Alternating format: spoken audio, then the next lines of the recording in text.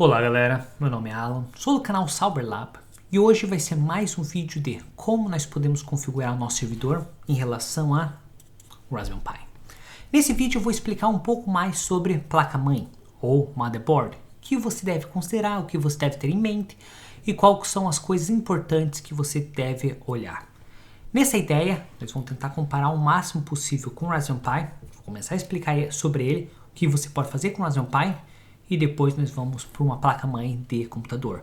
Lembrando, esses vídeos só são focados para home user, ou usuários residenciais, na qual se você tem uma empresa ou você trabalha com IT em uma empresa, talvez isso será muito básico ou não vai ser aplicável para você, considerando que a maioria dos hardwares que você deve escolher já vem tudo pré-montado ou você precisa de ter mais segurança contra falhas e nesse caso nós estamos pensando mais em consumo de energia e o que nós podemos fazer para o usuário residencial. Então, se você gostou dessa ideia e quer aprender um pouco mais sobre isso, nós vamos mostrar nesse vídeo, mas antes de mais nada, não se esqueça de deixar seu like, se inscreva no canal se você não é inscrito e vamos entender um pouco mais sobre isso.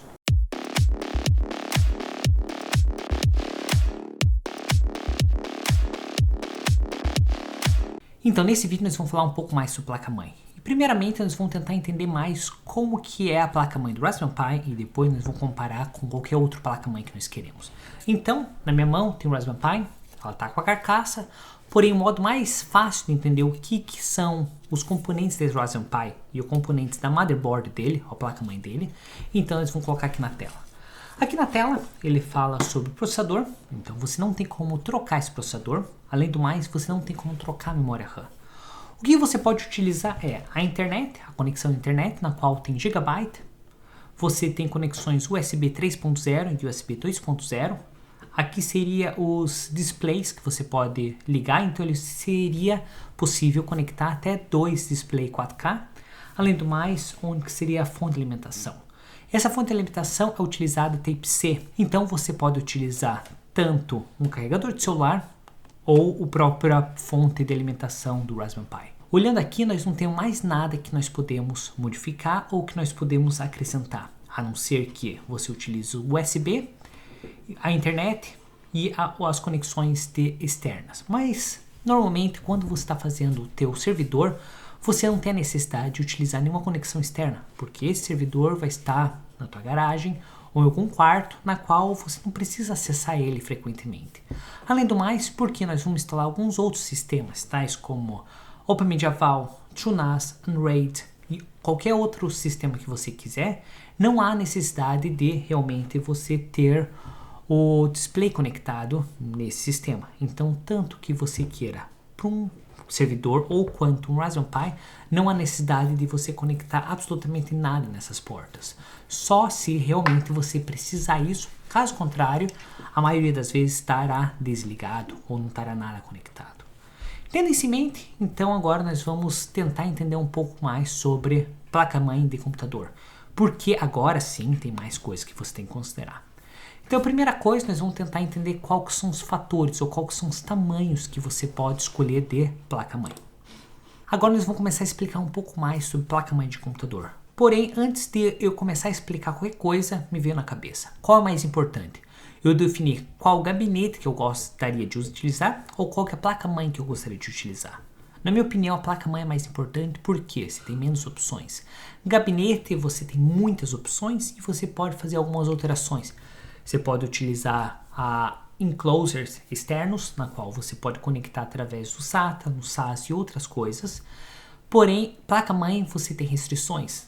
Se você escolher uma opção menor de placa-mãe, você vai ter menos portas. Se você escolher uma opção maior, você vai ter mais portas e assim por diante. Então agora nós vamos abrir aqui na minha tela.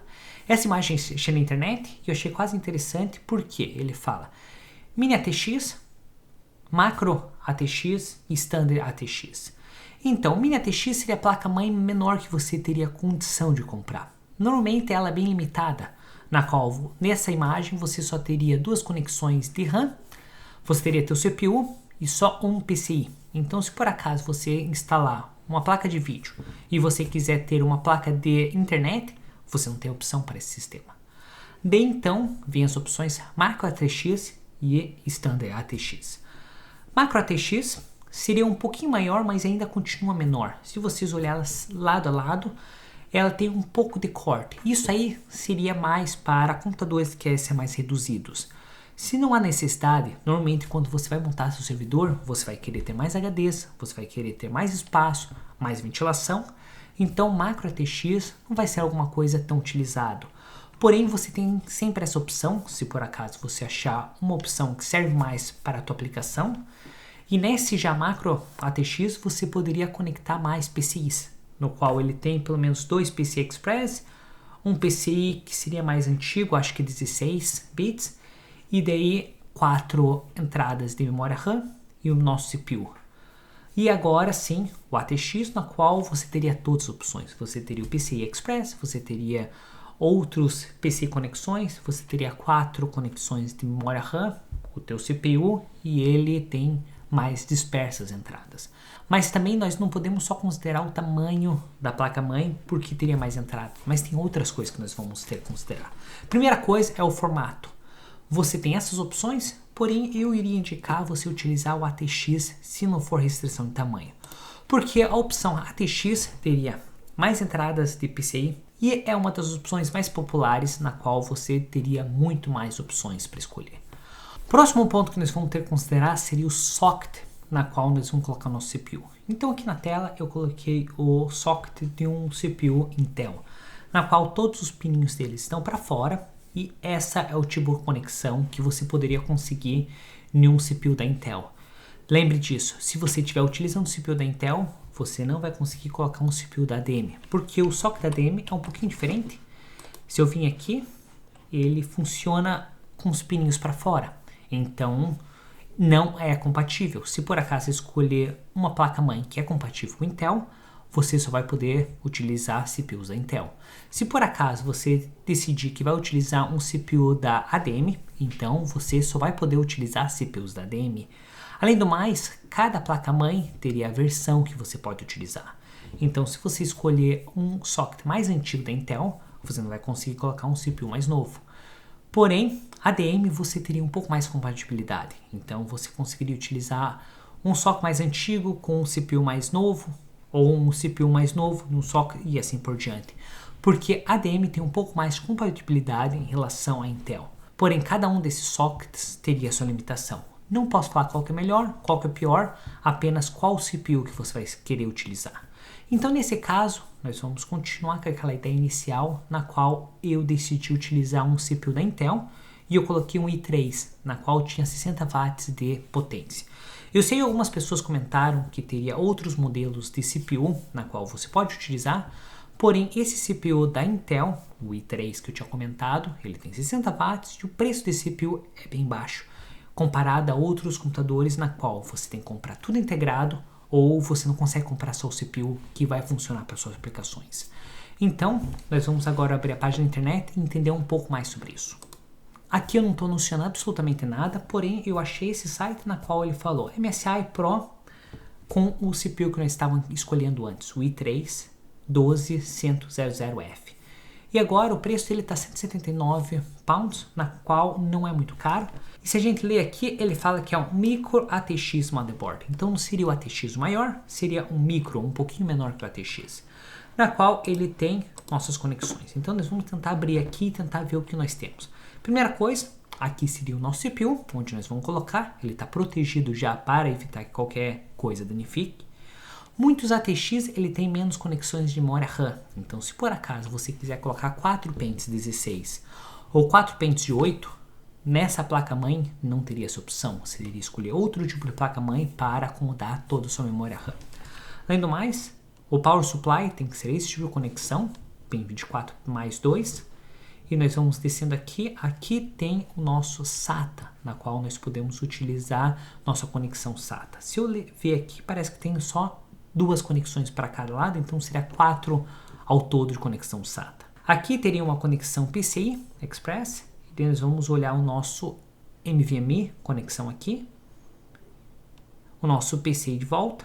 Eu acredito que teria mais um Wi-Fi conexão, você pode colocar uma plaquinha de Wi-Fi aqui, e só importante, além do mais, as nossas conexões USB e as conexões normais que nós teríamos. Então, aqui tendo em mente, nós vamos dar uma olhada mais no que nós podemos ter.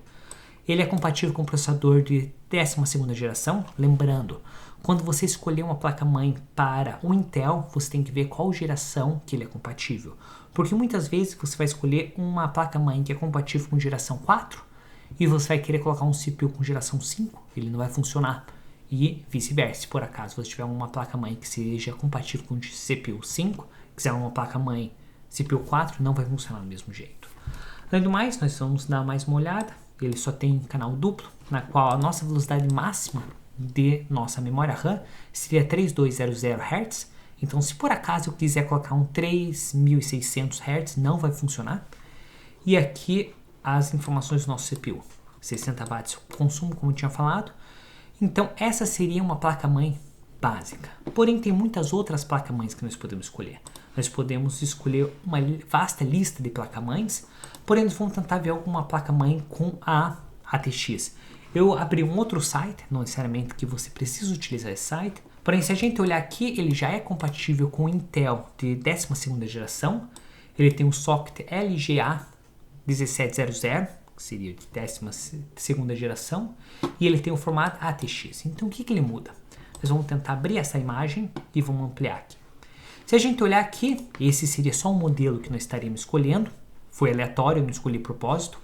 E aqui teria nosso CPU. Aqui já teria 4 entradas em memória RAM. Então você poderia colocar 4 canais de memória RAM, vamos falar.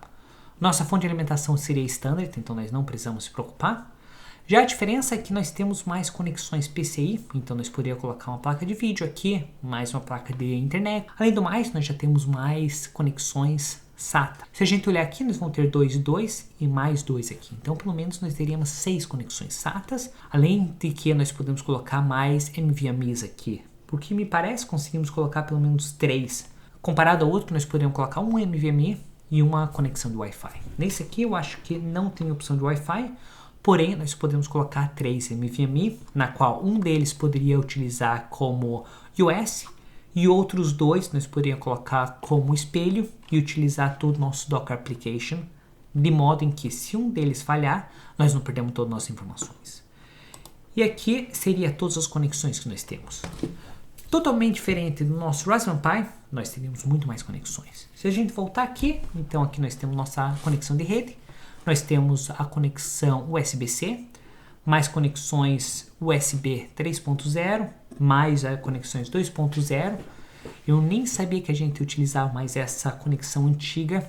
E essa conexão seria mais utilizada para keyboard ou para mouse mais antigo. E a nossa conexão HDMI e a DisplayPort.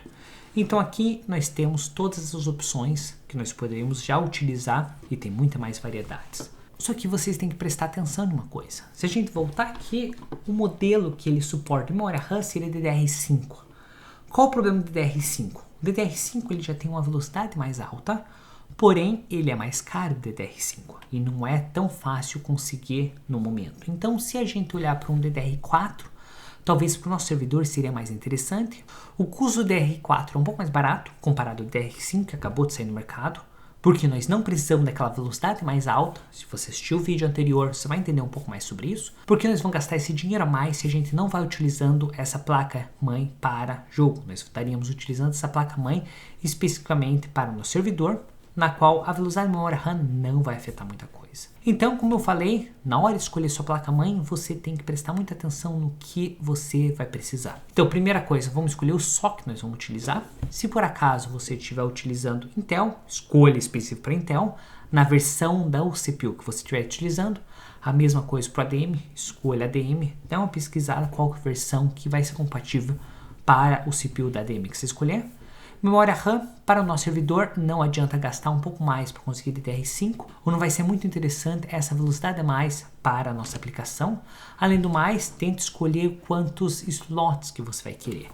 Na minha opinião, para um servidor seria mais interessante mais slots de PCI, porque desse jeito você consegue colocar uma placa de vídeo, você consegue colocar uma placa de rede, você consegue colocar mais um adaptador na qual você poderia colocar mais NVMe conectado nesse sistema. Além do mais, olhe se tem algum feature que você vai querer mais conexões USB, mais conexões SATA, mais conexões de rede, Wi-Fi e outras coisas. Então, por esse vídeo nós paramos por aqui. Eu passei pelo básico. Não dá para atender todos os casos, porque tem tantas opções. Se você escolher um CPU de 7ª geração, você vai ter algumas opções de placa-mãe que não vai ter todas as explicações ou todas as possibilidades que teria uma placa-mãe com 12ª geração. E assim por diante. Qualquer opção de CPU que você vai escolher vai ter uma placa-mãe ou um range de placa-mães na qual teria algumas opções, alguns features que seriam interessantes para sua aplicação. Então, se você gostou desse vídeo, achou interessante, não se esqueça de deixar seu like, considere se inscrever no canal se você não é inscrito e te vejo na próxima. Tchau!